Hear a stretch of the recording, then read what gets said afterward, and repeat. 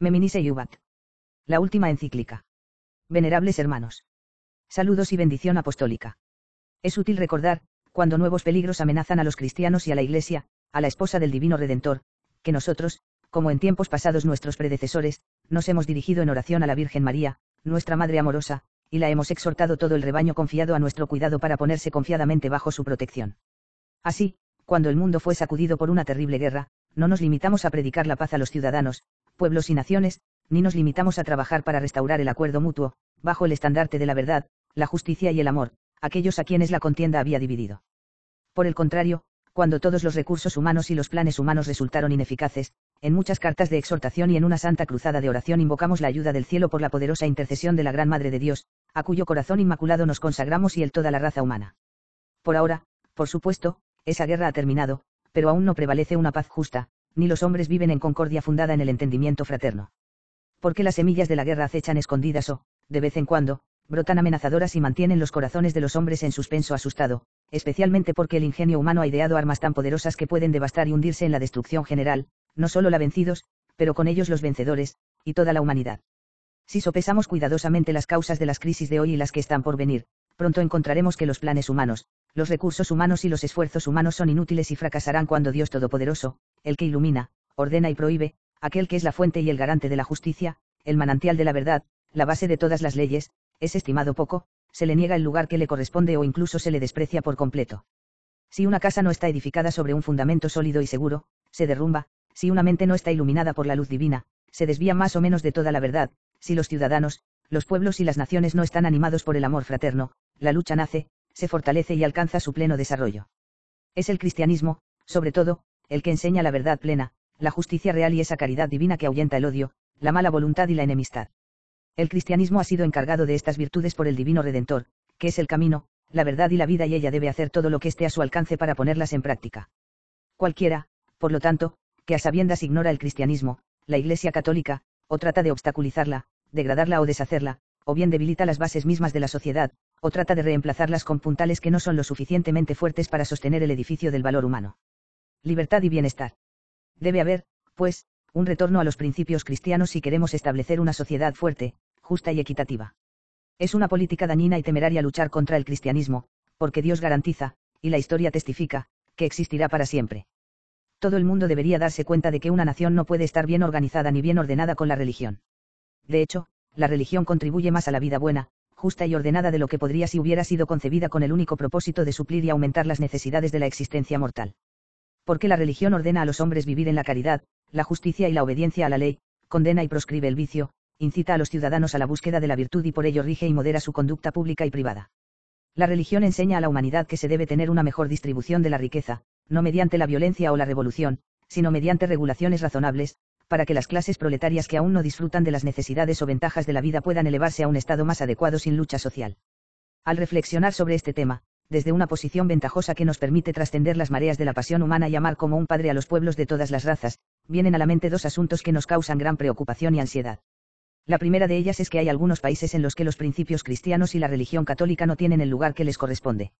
Un gran número de ciudadanos, especialmente de las filas de los incultos, son fácilmente ganados por errores ampliamente publicados, particularmente porque estos a menudo están coloreados con apariencias de verdad. Las tentaciones seductoras del vicio, que tienden a corromper las mentes a través de todo tipo de publicaciones, películas y programas de televisión, son una amenaza especial para los jóvenes desprevenidos. Hay escritores y editores cuyo objetivo no es volver a sus lectores a la verdad, la virtud y el sano entretenimiento, sino despertar apetitos viciosos y violentos únicamente por el bien de la ganancia, e incluso atacar y contaminar con mentiras, calumnias, y acusa todo lo que es santo, bello y noble. Desafortunadamente, la verdad a menudo se distorsiona, se publican mentiras y escándalos en el exterior.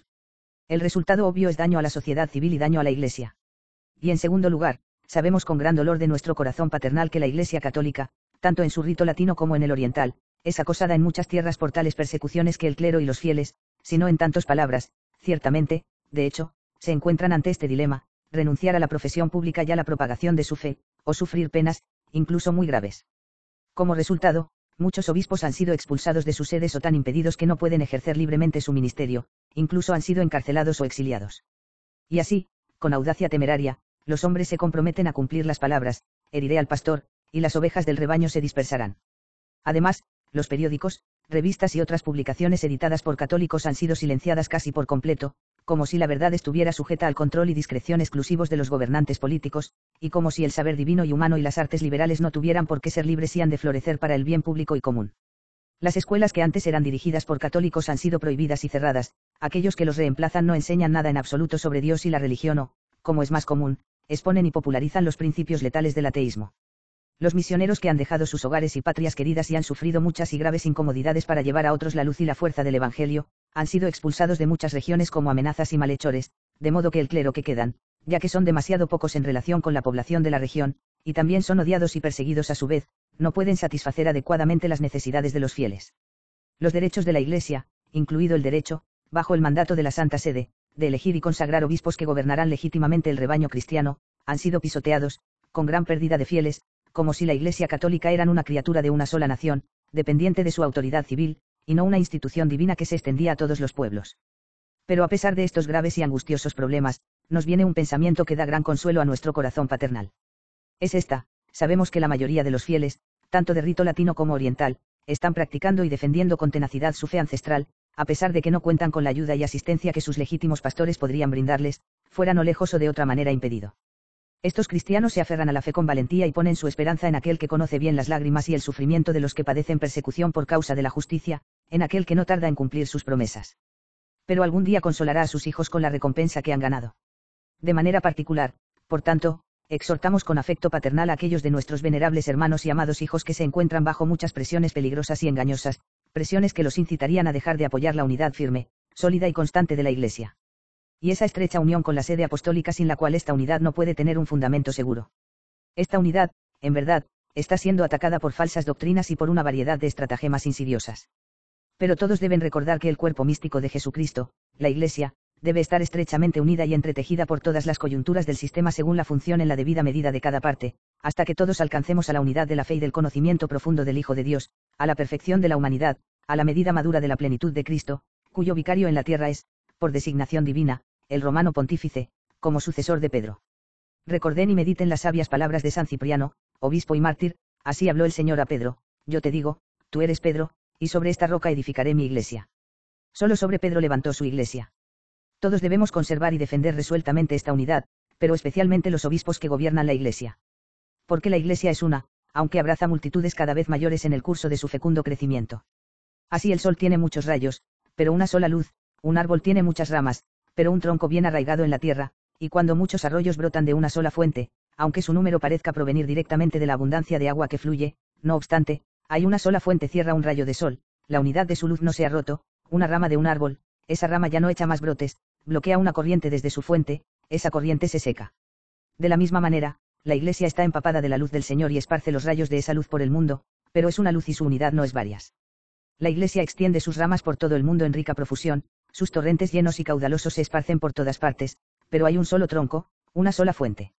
Y el que no tiene a la Iglesia por madre, no puede tener a Dios por Padre. El que no defiende esta unidad, no defiende la ley de Dios, no defiende la fe del Padre y del Hijo, y no tiene ni vida ni salvación. Estas palabras del santo mártir y obispo brindan consuelo, aliento y escudo de fuerza, sobre todo porque no pueden mantener comunicación con la Santa Sede, o no pueden hacerlo fácilmente, y están en grave peligro, ya que deben superar muchos obstáculos y engaños. Los que se encuentran en tal situación deben confiar en la ayuda de Dios, que nunca deben dejar de implorar en humilde oración. Deben recordar que todos los que persiguen a la Iglesia, como muestra la historia, han pasado como sombras, pero el sol de la verdad de Dios nunca se pone, porque la palabra del Señor permanece para siempre. La sociedad que Cristo fundó puede ser atacada, pero no derrotada, porque saca su fuerza de Dios, no del hombre. Y, sin embargo, no hay duda de que será acosada a lo largo de los siglos por persecuciones, por contradicciones, por calumnias, como le sucedió antaño a su divino fundador, porque él dijo: si a mí me han perseguido, a vosotros os perseguirán. Pero es igualmente cierto que, así como Cristo, nuestro Redentor, resucitó triunfante, así la Iglesia algún día obtendrá una victoria pacífica sobre todos sus enemigos. Ten confianza, pues, sed soldados valientes y firmes. Queremos aconsejaros con las palabras de San Ignacio, mártir: aunque sabemos que no necesitáis tales consejos, servid a aquel por quien lucháis. Que ninguno de vosotros le abandone. Vuestro bautismo debe ser un escudo, vuestro la fe un yelmo, vuestra caridad una lanza, vuestra paciencia una coraza. Vuestras obras deben ser vuestras credenciales, para que seáis dignos de recibir vuestra recompensa. Y las hermosas palabras del obispo San Ambrosio deben infundiros una esperanza segura y un coraje inquebrantable, agarraos al timón de la fe para que no os atrapen los vientos bravos de este mundo. El mar es vasto y grande, pero no temáis, porque Él la ha afirmado, la tierra, sobre las aguas, y la ha afirmado firmemente sobre los ríos. Es la roca apostólica y se aferra firmemente a sus cimientos, inamovible ante los embates del mar embravecido. Ella es golpeada por las olas, pero no es sacudida. Los elementos físicos de este mundo chocan con truenos a su alrededor, pero ella proporciona un puerto seguro para los que trabajan en las profundidades.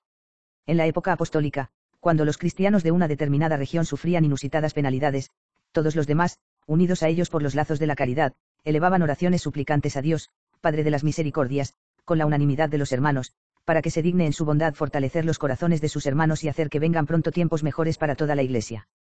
Así también hoy, venerables hermanos, oramos para que el consuelo de Dios descienda, en respuesta a las oraciones de sus hermanos, sobre todo en Europa del Este y en Asia que están oprimidos por un estado de cosas miserable y hostil. Y puesto que tenemos gran confianza en el poder intercesor de la Virgen María, Madre de Dios, es nuestro ardiente deseo que, durante la novena que se acostumbra hacer antes de la fiesta de la Asunción, todos los católicos del mundo eleven al cielo oraciones públicas por la Iglesia, que está como hemos dicho afligida y acosada en ciertas tierras. Esperamos confiadamente que María no rehusará ni dejará insatisfechas nuestras súplicas y las unánimes oraciones de todos los católicos, ella a quien nosotros, con la aprobación divina, decretamos y proclamamos, en el año santo de, por haber sido elevada, cuerpo y alma, a la morada de la bienaventuranza en el cielo, ella, a quien solemnemente declaramos y ordenamos para ser debidamente venerada por toda la humanidad como la Reina del cielo, ella, finalmente, cuyas gracias maternales invitamos a una multitud a disfrutar en el centenario de sus apariciones, como graciosa dadora de regalos, en la gruta de Lourdes a una niña inocente. Que por vuestras súplicas y vuestro ejemplo, venerados hermanos, los rebaños que os han sido confiados se acerquen a los altares de la Madre de Dios en oración y en gran número en los días señalados. Que oren con una sola voz y un solo espíritu para que aquella que se hizo causa de salvación para todo el género humano obtenga para la Iglesia la libertad que necesita para llevar a los hombres a la salvación eterna, refuerce las leyes justas con los mandatos de la conciencia, y fortalecer las bases de la sociedad civil. Por la maternal intercesión de María, oren en particular para que los pastores alejados de sus rebaños, o de otro modo restringidos del libre ejercicio de su ministerio, puedan ser restituidos lo antes posible a los puestos que antes y debidamente ocupaban, para que los fieles acosados por intrigas, falsedades y disensiones, encuentren fuerza en la plena luz de la verdad y en la unión y la caridad incondicionales, que los vacilantes y débiles puedan ser tan fortalecidos por la gracia de Dios. Que estén listos y capaces de soportar cualquier dificultad sin abandonar la fe cristiana y la unidad cristiana. Oramos ardientemente para que cada diócesis pueda volver a tener pronto su legítimo pastor. Que los principios cristianos se enseñen libremente en todos los países y entre todas las clases de ciudadanos. Que los jóvenes, en las escuelas primarias y secundarias, en los talleres y en las granjas, escapen de las trampas de las doctrinas materialistas, ateas y hedonistas, que mutilan las alas de la mente y cortan los tendones de la virtud. Que sean más bien iluminados con la luz de la sabiduría del Evangelio de Dios, que los suscitará, elevará y orientará hacia lo mejor. Que las puertas de la verdad estén en todas partes sin obstrucciones, que nadie cierre injustamente esas puertas. Que todos los hombres se den cuenta de que nada puede resistir por mucho tiempo la fuerza de la verdad o la caridad. Y, por último, que los heraldos del Evangelio busquen pronto de nuevo a los pueblos que una vez condujeron a Cristo con celo apostólico y trabajo agotador, y que desean ardientemente elevar a una cultura cristiana y civil más rica, incluso a costa de la dificultad, el trabajo y la adversidad. Que todos los fieles pidan estos favores a la querida Madre de Dios, y por los que persiguen la religión cristiana, imploren los fieles el perdón con ese espíritu de caridad que llevó al apóstol de las gentes a decir, bendecid a los que os persiguen. Dada la gracia de Dios y la luz celestial, que es lo único que puede disipar las sombras del error y corregir las conciencias. Pero, como bien sabéis, venerables hermanos, una renovación de la vida cristiana debe acompañar estas peticiones públicas. De lo contrario, tales oraciones son palabras ociosas, que no pueden agradar completamente a Dios. Y así, por esa caridad ardiente y celosa con que todos los cristianos están obligados a amar a la Iglesia católica, deben dirigir sus oraciones al cielo, pero también deben ofrecer actos interiores de penitencia, obras de virtud, sacrificios, molestias, y todos los dolores y penalidades bajo los cuales trabajamos, por necesidad, en esta vida mortal, pero que ocasionalmente debemos tomar sobre nosotros voluntariamente, en un espíritu de generosidad. Por esta sana renovación de su modo de vida, unida a la oración suplicante, ganarán el favor de Dios para sí mismos y para la Santa Iglesia, a la que deben abrazar como a una madre amorosa. Los fieles deben presentar el tipo de imagen, tan a menudo como las circunstancias lo requieran, que se describe de manera tan maravillosa, hermosa y significativa en la carta a Diogneto: los cristianos, están en la carne, pero no viven por la carne. Habitan en la tierra, pero son ciudadanos del cielo. Obedecen leyes válidas, e incluso van más allá de las exigencias de la ley en la conducta de sus vidas. Aman a todos los hombres, y sin embargo todos los hombres los persiguen. No son comprendidos, y sin embargo son condenados, son puestos a muerte, pero su vida es vivificada. Son deshonrados, y sin embargo están en medio de deshonra encuentran honor. Su buen nombre es vilipendiado, y sin embargo se presenta como prueba de su justicia. Cuando se comportan como hombres honestos, son castigados como criminales, mientras son castigados, se regocijan como si fueran siendo exaltado. Para expresar todo esto brevemente, lo que el alma es para el cuerpo, lo son los cristianos para el mundo. Si vuelve a florecer un estilo de vida cristiano, como lo hizo en la época de los apóstoles y los mártires, entonces podemos razonablemente esperar que la Santísima Virgen María, que anhela con corazón de madre que todos sus hijos vivan virtuosamente, escucha nuestras oraciones y concederá pronto, en respuesta a nuestras peticiones, tiempos más felices y más pacíficos para la Iglesia de su Hijo unigénito y para toda la sociedad humana. Deseamos, venerables hermanos, que deis a conocer nuestros deseos y exhortaciones en nuestro favor, en la forma que mejor os parezca, a los fieles confiados a vuestro cuidado. Mientras tanto, como prenda de la bendición del cielo y testimonio de nuestra paternal buena voluntad, os impartimos con amor nuestra bendición apostólica a cada uno de vosotros, a los rebaños que os han sido confiados, e individualmente a cada uno de los que sufren persecución y tormento por defender el derechos de la Iglesia y dan testimonio del amor que le tienen. Escrito en Roma, en San Pedro, el 14 de julio del año 1958, 20º de nuestro pontificado. Pío XII.